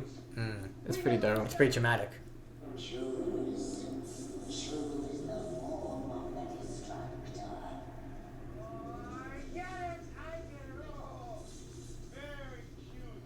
But yeah, would you actually like choose? Subconsciously, who would you think would land on? Probably Tobey Maguire's Spider-Man. Tobey Maguire's Spider-Man is Probably, yeah. Will his mask be off? No, it'd just be him as Spider-Man. Okay. Would he be giant? Yeah, I mean, I imagine. I mean, the Safe of Marshmallow Man isn't like a giant in his world, like in the canon. Yeah, I guess so. So I guess whatever they pick is giant. But like her female form is not giant, so it makes you wonder, you know. It really makes you wonder what the last place you went to, like why they picked that particular form. Like, what is that to them?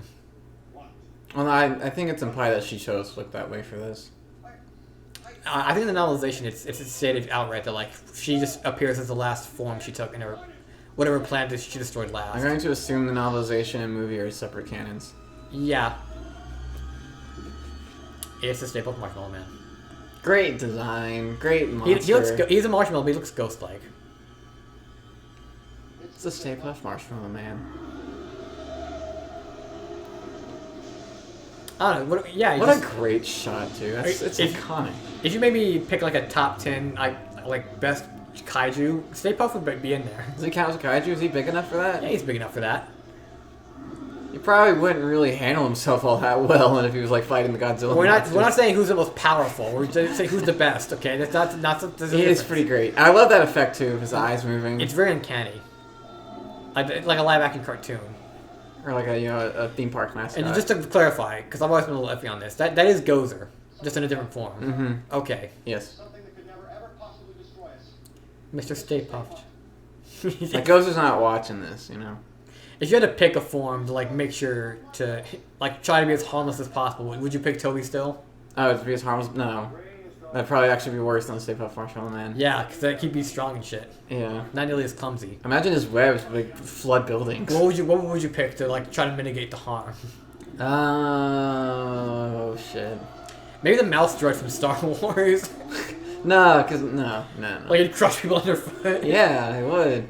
Like if I'm like imagining of some, nothing would be harmless if it was this size. That angry expression kind of creeps me out.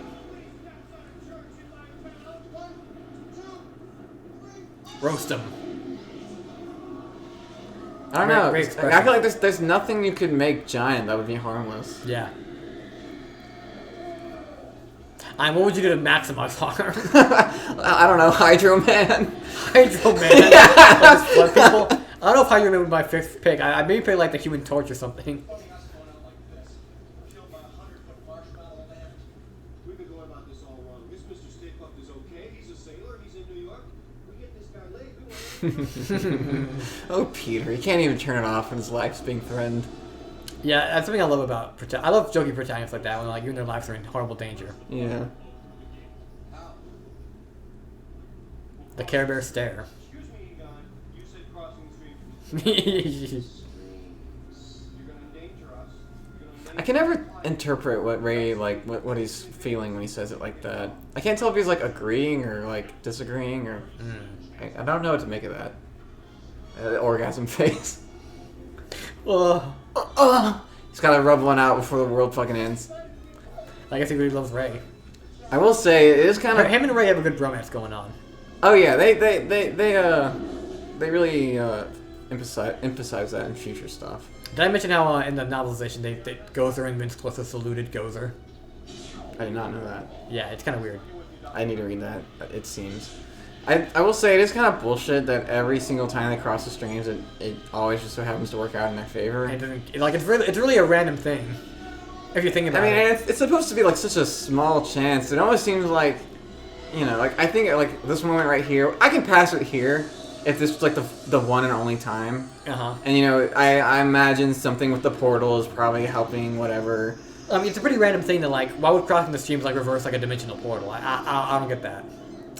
Well, it's protonic reversal, and so the portal.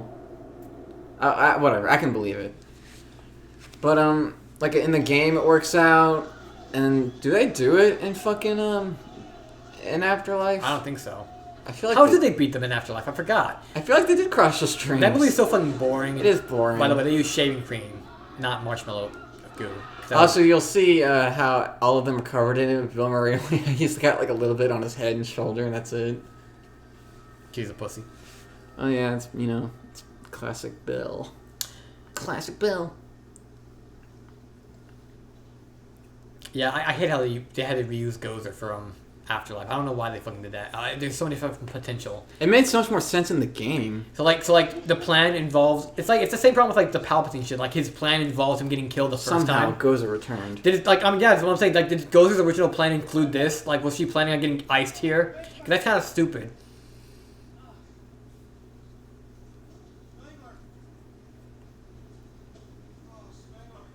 Are you okay? I feel like the floor of the taxi cab. Oh, thank God. Yeah, look at him. I think it's kind of funny in a way, but you know deep down it's because Bill Murray was like throwing a hissy fit over it. Mm-hmm. What a diva. Like he was like the douchiest guy, but like he gets nothing on him. Or maybe it's just like they want to have that dramatic moment with Dana, and they thought they couldn't pull it off with him covered. No, in, no, like, shaving cream. no. It was because Bill Murray did not want that. Yeah, I shit know. on. I'm just trying to think of other things. I'm sorry. You think they should have died? No, Yeah, okay, me neither. too dark. It's not that kind of movie. He's like covered his mouth too. It gave the actors rashes apparently. Oh, did it actually?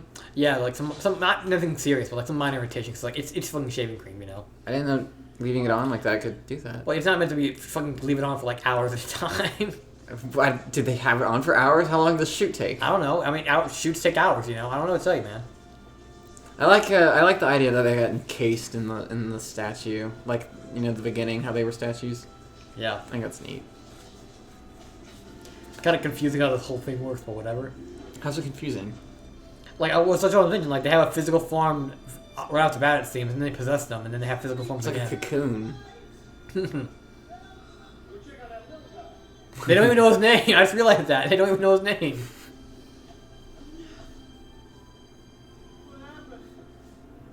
I hope... It really makes me wonder what happens to all this junk. 'Cause you have to realize all this junk is probably, like, really expensive now. Like, it's famous memorabilia. Like, that Vince Clortho head would go for, like, big bucks. There's places you can buy stuff like that. Yeah, it just makes... It's just so weird to think that, like, stuff they were, like, treating like trash back in the day was, like, worth big bucks now. I mean, there's stuff like today. Like, I was actually thinking about that the other day because I was thinking about my first comic book I ever got, which was Back in Black, the Back in Black arc from Spider-Man. And like that comic book is like ripped to shit because like I kept it in poor conditions as a kid. I ripped it, and all that. Like Why'd you rip it? Oh no, not on purpose. Okay, you're just like a messy kid. Yeah, and I was just like, damn, that was probably worth a lot of money, and I just like tarnished it. But in the moment, I didn't really feel that way. I love that I mentioned the Tunguska event. I love that. That's a very trope of mine when science fiction mentions the Tunguska. Mm. It's a fucking hard name. I'm sorry. Well, but there's stuff today that comes out. I don't really. I try to be a little bit more. Well, the problem archival. is like now that people are aware of that, like that you are, now everyone's preserving everything. So now it's never gonna be valuable. No, we should preserve as much as we can. Yeah, I know. I'm just saying like now it's not gonna be valuable anymore. Like Death of Superman is like not a valuable comic specifically because everyone wanted to preserve it. All right, well that was Ghostbusters. Yeah, it sure was. Perfect movie. I love it. It's top 5 for me, easy. I would put in like a top 50, maybe top 100. That's insane. What do you mean? Out of all movies to ever exist? Yes. Oh come on. This is that movie. This is great. Maybe it's in top 50. Maybe. It's top 5. Yeah, for you. I'm not. I'm No, sorry. I'm speaking objectively. I'm sorry. What do you mean objectively? Yes, objectively. That's insane. Objective? No, look. Hang on. What's a better movie? This movie or Schindler's List? This movie. Oh, fuck you. You're full of shit, dude. No, I'm not. I'm being objective here. And objectively speaking, the best movie ever made is Spider-Man 2. It's not biased. It's not biased at all. How come he Lewis has to go with the paramedics, but like a Sigourney Weaver doesn't? I don't know. She's gotta go get some. She's gotta get some play from Peter. Yeah, she gotta get that Peter Venkman booty. She gotta get that Peter from Venkman. Yeah. And you got the phone. She's probably got those residual hormones left over from like the ovulating Zool possessing her. They're blessing the fucking. They're blessing the Ecto 1, dude.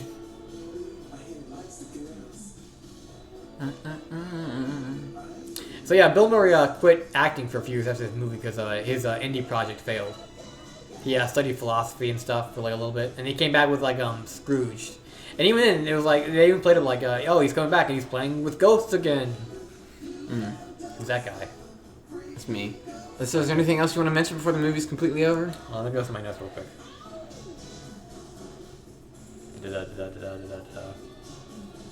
I think I've mentioned everything I wanted to. I had some Ghostbusters toys as a kid. I watched the movie on demand, or the show really on demand. Like when all my brothers were like kids. Yeah, I just had that one DVD. Yeah, that's pretty much all my notes. Did you just fart? Yeah, I did. Little farter. Yeah, I am. Little fart boy. Just I'm do it a again. gassy boy. All right. Well, now it's the part of the commentary. We're just kind of like sitting silent while we watch the credits roll. No. Because we want to give you guys a complete experience. No. So yeah. Great movie. thank you guys for coming along to watch it with us. This is an experiment we're doing. We want to like do it for you, just for you. Just for you. Watching it. Just for you, Michael. You watching it, the one guy who likes this. You know, Yep. we did it just specifically for you. And after you watch it, we'll delete it now that you've watched it. Yeah, so no one else can enjoy it. If you guys want to see more of this stuff, please comment below, even though you guys never comment. Never fucking comment. Because you guys fucking hate us, apparently. Yeah, I know we only get like an average like 30 views a video, but like, come on, guys. Come on, you 30 aren't pulling your weight, guys, around here. Okay? Yeah, come on. Come. You gotta commit to us, man. Yeah, what are we? Just cheap, entertaining clowns? We don't ask for much, man. We don't. We give you free content. We give you free content. And we're entertaining as fuck, especially me. Yeah, you know. Especially me. Especially. Well, I think I'm a little more entertaining, but whatever. Oh, by the way, can I plug my shit? Of course. Death Wish Poetry Magazine is doing a Substack. If you like essays and editorials on spooky shit, on horror movies, on erotic art, on anything at all, we're gonna do all kinds of stuff. I already wrote an essay for it. I wrote an essay on the thing. It's gonna be up soon. If you are a writer, you want to write something for that, go to the Death Wish Instagram. Go to the fucking editor-in-chief. He'll get you set up. Okay, just go to that page. You'll see everything you need to see. Hopefully, I have this out by then. Yeah. I mean, even then, it'll still be up there. Please go to 7 Story Publishing. I'm a volunteer editor there. They post a lot of great stuff there. It's worth checking out. A lot of great stories we can edit there. Stop texting. Yeah, I guess if anything, I guess I just got my music. That's it. I'm working on an album. I hope to get it out this year. I've already finished like nearly half of it already, so I probably will. I think it's pretty good. So look forward to that. Listen to my music that already exists. So yeah, this was a little something we wanted to just add a new series to our channel. We've kind of just been... Because it's easy. It is true. My concept for this was like, okay, let's watch movies that would absolutely get destroyed and taken down. Typically, if we did a midnight movie, but with a watch along. Not only do I not have to fucking edit it, you got it all unedited and uncut, man. And I don't have to play anything on screen, so I doubt it'll get taken down. Yes. Like, I hope the audio doesn't get picked up. If it gets taken down for this, we are killing ourselves. Yeah, live streaming it. But yeah, we just wanted to try some new things. We'll get plenty of content to you guys soon, we promise. Midnight Movies is not going anywhere. We're gonna try other content, shortly. We'll see. And I'm sorry it has been a while. It's been about like 2 months or so since our last upload, but life gets in the way. That's why death is better. Death never gets in the way.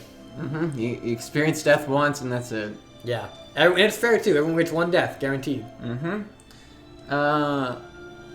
What else? Oh wow, I had no idea that Dr. Peter Venkman was played by Bill Murray. Who's Bill Murray? Oh my god, I forgot his name. We think we got plenty of different series we want to do in the future. You guys, comment down below what you want to see us do. Larry King was in this movie? Oh, that's right, he was. Who? Larry King, yeah, he was in this. Yeah, he was. He played himself. That's right. You see, you're still learning new things about it even after all this time. I always learn new things about the things I love. We sure are. But yeah, if you guys have any ideas for series, things you want to see from us, let us know. Or we want to recommend a watch-along you want us to do. Absolutely. Recommend a movie. Because watch-alongs grant us a lot more freedom with whatever we watch. Because midnight movies, we have to it has to be on YouTube. I mean, it has to be something that probably no one's going to care about. It doesn't have to be on YouTube. We just haven't gotten that DVD. That's true. But typically we try to go for something that we assume isn't going to get taken down, even though that has happened before already. So yeah, a watch along, we can do whatever the fuck we want because you can watch mainstream shit like this. Yeah, because ideally the audio is not being picked up by the mic. If it is, sorry, we'll do better next time. But we got nothing on screen. I'm not sorry. Jack's not sorry because he's not the one setting all this shit up. He doesn't care. He's just here. He's just having a good time. Taking the free ride, man. All right. Okay, well that's it. That's the movie. Thank you guys for watching. We'll see you next time. Hopefully with maybe a midnight movie. I don't know. Any closing thoughts? Anything else to say? No, I'm good. All right. Bye. Take care. You gotta learn to stop talking at some point. It's not paused. Okay.